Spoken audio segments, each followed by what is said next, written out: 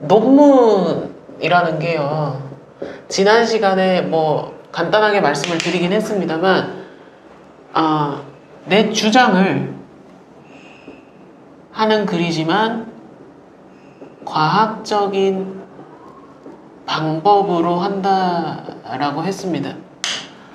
요거는 아마 지난 시간에 영상을 보시면 논문이 어떤 건지 이해가 되실 겁니다. 과학적 방법으로 한다. 그런데 여기에서 하나가 더 있습니다. 논문은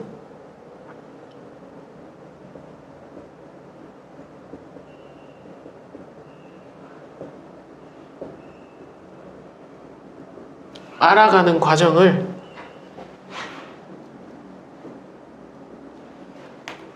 기록하는 것입니다. 이게 좀 생소할 수도 있는데요, 알아가는 과정을 기록을 하는 겁니다. 보통 논문을 쓴다라고 하면 오해를 하시는 분들이 있어요. 큰 대표적인 오해가 뭐냐면,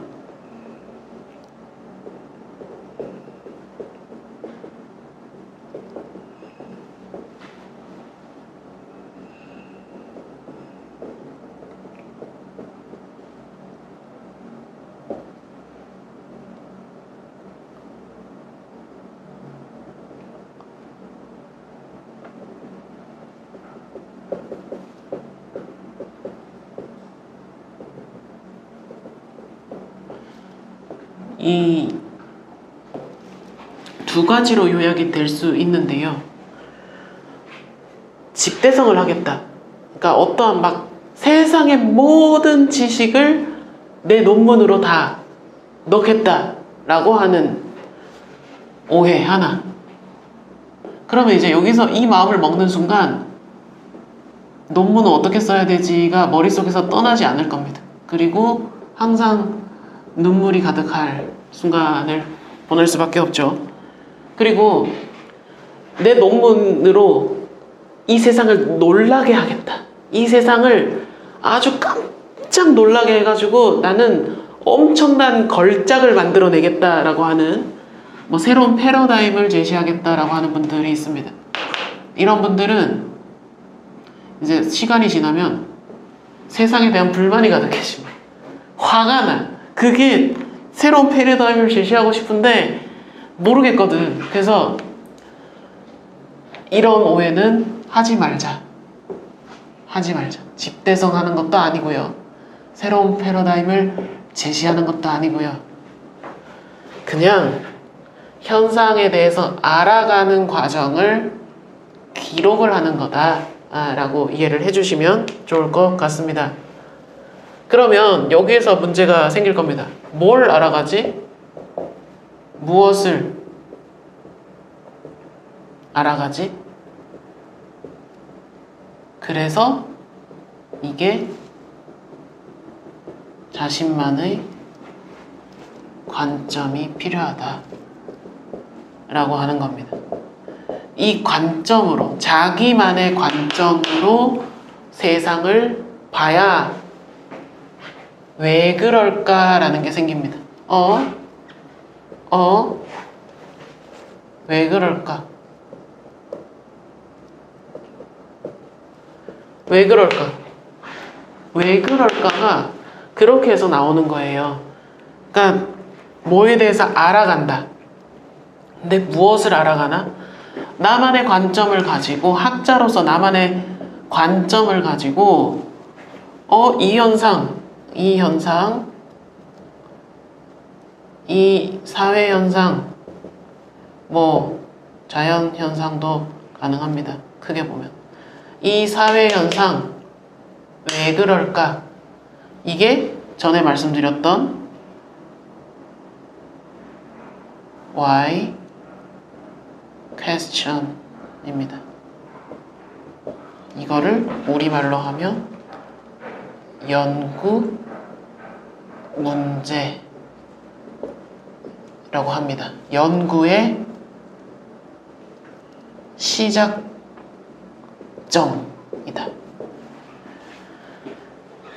자, 봐보세요. 이 연구 문제가 그렇게 해서 나오는 겁니다.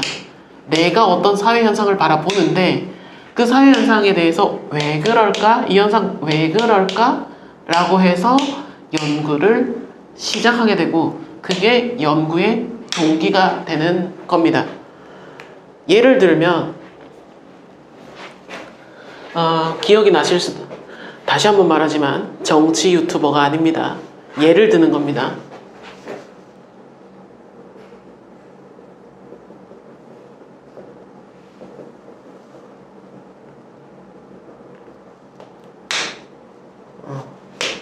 옛날에 이런 게 있었어요. 지금도 있는지 모르겠지만. 근데 제가 그 당시에 연구자로서 생각했던 게 그겁니다. 예전에는 신문고라는 게 있었고요.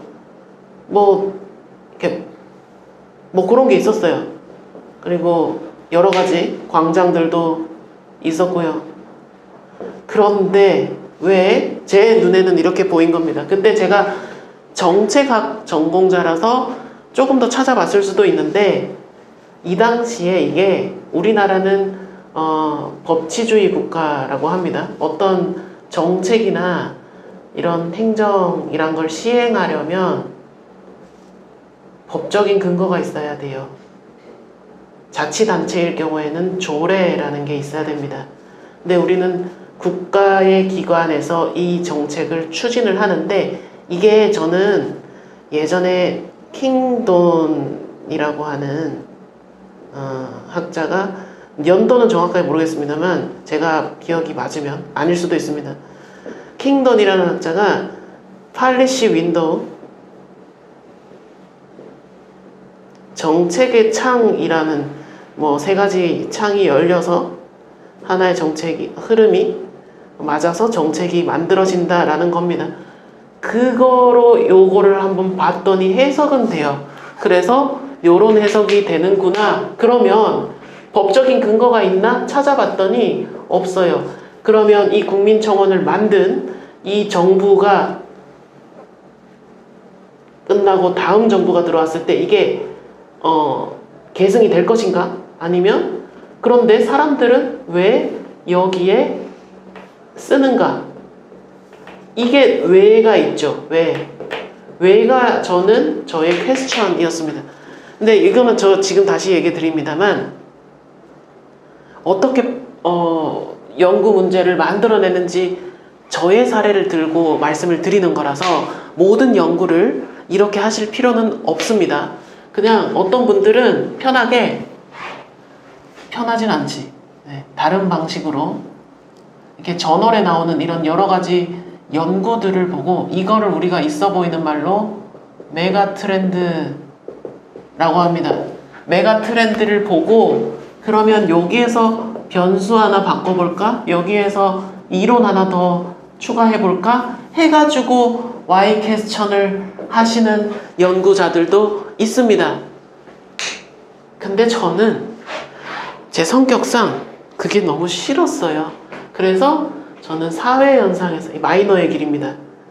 사회현상에서 보고자 했고 왜 그럴까를 보고자 했고 이 당시에 이런 게 법적 근거도 없는데 사람들은 왜 기존에 있는 걸 놔두고 여기 가서 모든 일들을 다 얘기를 하나? 왜 그럴까? 라고 생각을 하게 된 겁니다. 그래서 저만의 관점이죠. 저만의 관점으로 연구를 시작을 하고자 했던 겁니다. 그 논문에 대해서는 제가 추진했던 연구들은 다 이런 형태로 Y 퀘스천을 만들어 냈습니다. 그래서 지금 과정생이시라면 여러 가지 방법들 다 좋습니다. 교수님들에게 허락을 받아야 된다라는 관점에서 벗어나십시오. 허락을 받아야 되죠. 그리고 내가 논문을 온전하게 혼자 쓸 수 있다. 저는 이게 학위라고 보거든요. 그래서 이 인준을 받기 전까지는 지도 교수님과의 많은 상담을 해야 되고 많은 논의를 해야 된다라는 거는 저도 똑같이 말씀을 드립니다만 이렇게 하면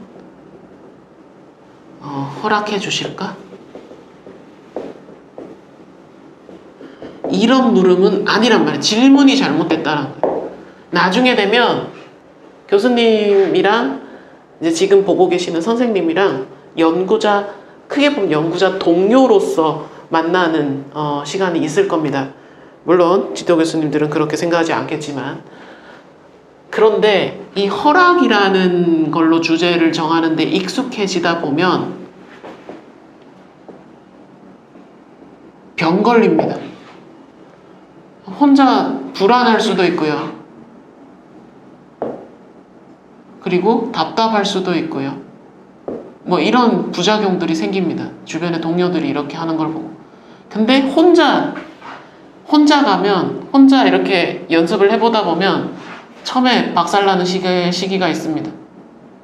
그리고 아시겠지만 학위가 없는 사람이 학회에 가서 발표하면 일단 무시당하고요. 일단 좀 짓밟히는 시기가 있지만, 나중에는 강력한 자기만의 관점이 생기는 장점은 있습니다. 그래서 내가 오래도록 글을 쓰면서 먹고 살고 싶다라고 하시면 자신만의 관점을 가지는 거가 무엇보다 중요하다. 이거는 누가 해주지 않아요. 이거 LLM에 넣어보는 사람이 있을 건데,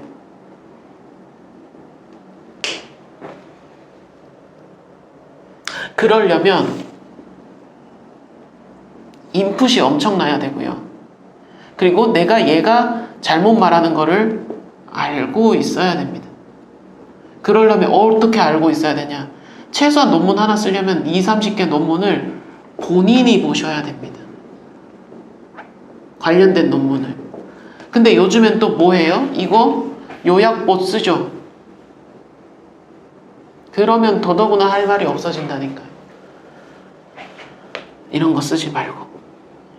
이런 거도 나중에 이런 거 어떻게 쓰는지 또 알려드릴게요. 어쨌든 자신만의 관점을 갖는 게 가장 중요하다. 그렇기 때문에 논문은 자신의 주장을 하는 글인데, 이 주장은 어디서 오냐? 나의 관점에서부터 시작이 됩니다. 왜 그럴까라고 하는 게 연구 문제고요. 이게 없으면 연구를 할 수가 없습니다. 지난 영상에서도 말씀드렸듯이 연구 문제가 연구하기가 힘들다라고 하시는 분들은 대부분 보면 자신만의 관점이 없을 가능성이 굉장히 높고요. 그렇기 때문에 연구 문제가 도출이 안 됐을 가능성이 굉장히 높습니다. 그래서 계속 논문만 보고 앉은 거예요. 논문만 계속 읽어요. 이거는 학부 때 그런 공부가 끝났다니까요. 그럼 논문을 봐라 했을 때 어떻게 보냐?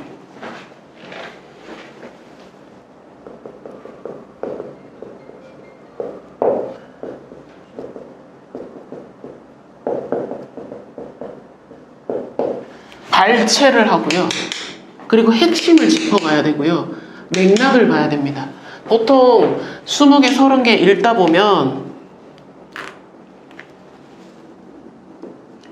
키 아티클이라고 하는 연구들이 보일 겁니다. 어떻게 보이냐?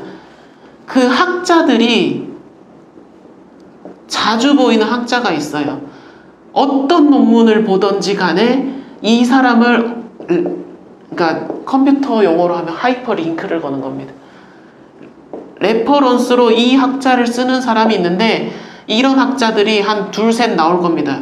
그게 이 학자가 핵심이라는 소리고, 이 학자들이 이 연구 분야에 있어서 거장일 가능성이 있고요. 그러면 이 학문 분야가 이렇게 오면서 그 맥락이 이렇게 이어져 온다라는 게 구분이 되는 겁니다. 자, 경영학 하신 분들 공감하시겠지만,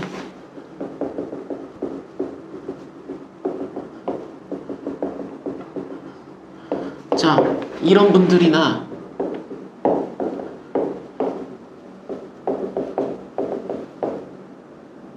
이게 이 철자 맞는지 모르겠는데 비슷한 철자들, 이거 보면 딱 떠오르죠. 기술 수용이다.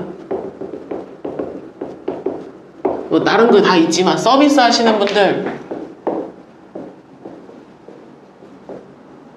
뭐 이런 사람들 보이잖아요. 이게 이런 분들이 맥락이다, 핵심이다, 언급되는 키 아티클이다, 이런 겁니다. 이런 걸 바라는 소리입니다. 이걸 보고 그러면 이 사람들의 주장이 내 논문에 어떻게 활용될 수 있을까? 어떻게 정당성을 부여해 줄 수 있을까? 어떻게 주장을 강화할 수 있을까? 이런 관점으로 선행문헌 탐색을 하셔야 연구가 의미가 있지. 논문만 백날 읽어서는 논문 읽는 기계가 된다니까요. 그러니까 이렇게 읽어서 뭐하나? 보시라도 쓸까? 이러고 앉았단 말이야. 이거 아니야. 공부는 이렇게 하는 겁니다. 대학원 이상의 공부는 본인이 무언가를 만들어내는 생산자가 되는 겁니다. 자, 예를 들면 SNS에서 우리가 뭐 어떤 그 감독님이 SNS는 인생의 낭비다 라고 하셨지만 또 SNS 생산자의 입장에서는 그렇지 않다라는 관점도 있습니다. 우리는 만들어내는 생산자인 거예요. 그러면 내가 만든 게 이론이라는 게 됩니다. 왜냐면 우리는 과학이라는 거를 따랐잖아요. 재현 가능성, 반복 가능성 있단 말이에요. 있기 때문에 우리는 이거를 이론이라고 합니다. 그러니까 요즘에 이론이라는 말이 굉장히 흔하게 쓰이는데 재현 가능성이 있고 반복 가능성이 있고 여러 가지 일반화가 가능할 때 우리는 론이라고 합니다. 어떤 사람이 그냥 내 피셜로 이런 거 같은데 라고 하는 거는 론이 아니에요. 잘 쓰셔야 됩니다. 그러니까 이 론이라고 하는데 우리가 퍼블리시는 동료 평가를 받죠. 저널에서는 3명, 그리고 뭐 학위 논문 같은 경우에 석사는 3명, 박사는 5명의 심사를 받습니다. 동료 평가를 받습니다. 받고 나서 인준이 되면 이 론이 돼요. 그러니까 봐봐요. 다시 봐봐요. 집 대성을 하겠다. 새로운 패러다임 제시하겠다. 이거는 나중의 일이라니까요. 나중의 일이고 하루아침에 될 수 있는 게 아니에요. 이 사람 PC베이는 평생을 데이비스도 파라슈라만도 평생을 한 분야만 팠어요. 그래서 나오는 게 나중에 집대성이 되는 거지, 새로운 패러다임이 되는 거지, 이게 하루아침에 학위 논문에서 나올 일이 아니란 말이에요. 그러니까 항상 이렇게 힘들고 슬프고 화가 날 수밖에 없는 상황이 올 수밖에 없습니다. 자, 그래서 다시 돌아오면 논문을 쓸 때는 자기 주장이 있어야 되고요. 그 주장은 나의 관점이 있어야 되고요. 그 관점을 가지고 세상을 왜 그럴까라고 살펴보는 게 연구 문제가 됩니다. 문장화를 시키면. 네. 자, 여기까지 연구 문제. 왜 연구 문제가 논문에서 핵심이 되어야 하는지에 대해서 먼저 말씀을 드렸습니다. 그리고 그러면 논문에서 연구 문제는 알겠고 주제 아니면 어떤 것들이 논문으로 쓸 수 있는가, 이런 것들이 더 궁금할 수 있잖아요. 네. 그거에 대해서 잠깐만 말씀드리고 마무리하도록 하겠습니다. 이게 참 연구 문제만 잘 찾아도, 근데 이게 연구 문제가 막 하루아침에 나오는 게 아니고요. 여러 논문들을 많이 보면서 내 논문은 어떻게 쓸까를 늘 고민을 하다 보면 컴퓨터로 치면 백그라운드 작업을 하는 와중에 머릿속에서 정리가 됩니다.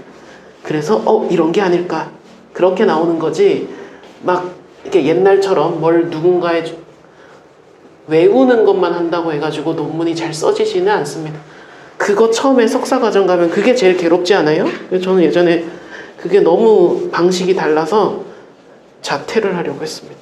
근데 이걸 알고 나서는 전혀 방법이 다른 거구나 라고 알게 됐습니다.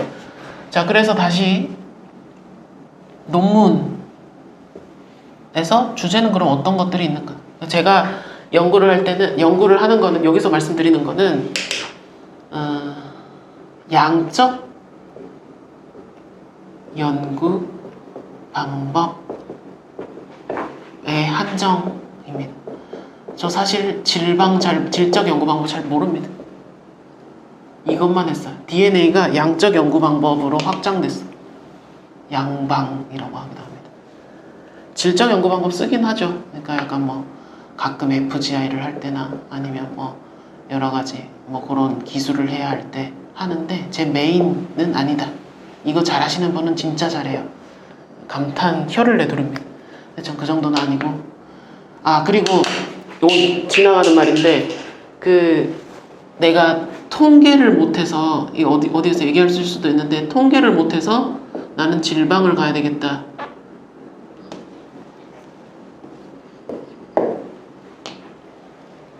더 괴로울 수 있습니다.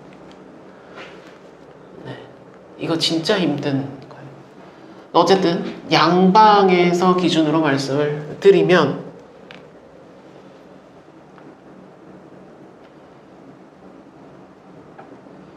측정 가능해야 된다. 자, 지난 시간에 저희가 사회현상을 추상화해서 측정을 할 수 있다라고 말씀을 드렸습니다. 이걸 전제를 하자. 이렇게 말씀을 드렸습니다. 주제도 측정을 가능한 주제를 정해야 됩니다. 예를 들면은 이게 이제 척도나 변수, 다차원 척도, 다차원이라고 합니다. 그러니까 나중에 또 구성 개념 나오면 또 얘기를 드리겠지만 아니면 기존의 구성 개념 제가 영상 녹화한 게 있는데 그거 참고하셔도 되고요. 다차원 척도를 하는 이유는 예를 들면 전체 이런 게 있는데 뭔지 모른단 말이에요. 그래서 여러 가지로 측정을 해봤을 때 거기로 모이는지 그게 측정이 잘 되는지 그거를 우리가 신뢰도, 타당도라고 하고요. 보통은 한 문항을 물어보는 게 아니라 최소한 3, 4문항을 물어봤을 때 어느 정도 우리 사회과학에서는 정당성을 가진다라고 하는 겁니다.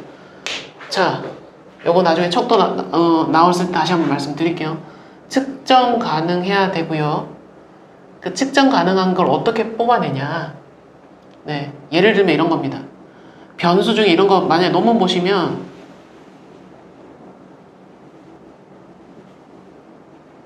아니면 지속 의도 뭐 이런 게 있어요. 요것도 하나의 변수란 말이에요. 요거를 정의 내린 게 조작적 정의. 지난 시간에도 말씀드렸죠. 정의. 이거를 또 다른 말로 이 개념을 이 논문에서 쓰는 개념이기 때문에 구성, 개념. 이걸 영어로 하면 construct이라고 합니다.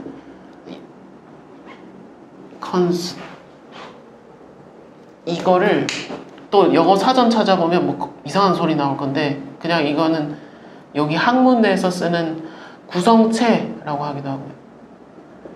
그런 겁니다. 좀 다음에 또 이거 더 깊이 말씀드리겠습니다. 지금 요런 게 있구나. 이미 지금 머리 아프실 텐데 어떡하지? 아무튼 요런 게 있습니다. 요런 지속 가능 의도.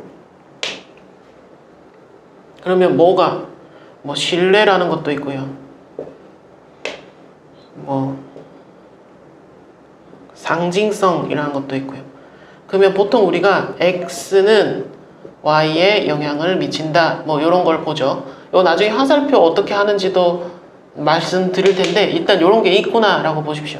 만약에 그러면 여기 자리에 신뢰가 이용 가능 의도에 어떤 영향을 지속 가능 의도에 어떤 영향을 미칠 것인가 라는 하나의 내가 보고 싶은 현상이 있다라고 했을 때요. 요게 주제가 됩니다. 측정 가능한데 그러면 변수에 미치는 관계를 함축적으로 20글자 내외로 작성하는 게 뭐 제목이 될 수도 있고요. 전체를 관통하는 주제가 될 수도 있습니다. 예를 들면 신뢰가 청와대 국민청원 지속가능 의도에 미치는 영향에 관한 연구, 이런 식으로 제목을 뽑는 거예요. 그러니까 양적 연구 방법의 한 장입니다. 질적 연구 방법은 조금 다르긴 한데 비슷한 과정을 거치지만 우리처럼 변수나 척도나 이런 걸 안 쓰기 때문에 다르게 쓰긴 합니다. 처방적 논문, 지난 시간에 말씀드렸죠. 처방적 논문에서 주로 이런 말을 하고요. 나중에 엄청난 학문적인 대가가 되시면 처방적 논문 쓰시는 것도 추천을 드립니다. 대가가 되실 때, if 대가가 됐을 때, 대가가 아닌 분이 처방적 논문을 쓰면 매장당할 수도 있어요. 부작용이 크죠. 자, 그래서 주제는 이런 식으로 측정 가능한 영역인데, 그 측정 가능한 거는 변수로 표현일 수 있는가? 변수는 추상화가 되는 것들을, 우리 사회 현상을 추상화시킬 수 있는가? 라고 했을 때 그걸 측정 가능하다 라고 하면 신뢰도와 타당도가 있는 그런 척도로 측정을 하고요. 그 변수와 변수의 관계를 이야기해 주는 게 주제가 될 수가 있습니다. 그러니까 이게 결과적으로 보면 연구 문제로부터 비롯되는 거예요. 연구 문제가 있어야 여기까지 진척을 할 수 있다고요. 연구 문제가 명확하지 않으면 여기까지 올 수가 없어요.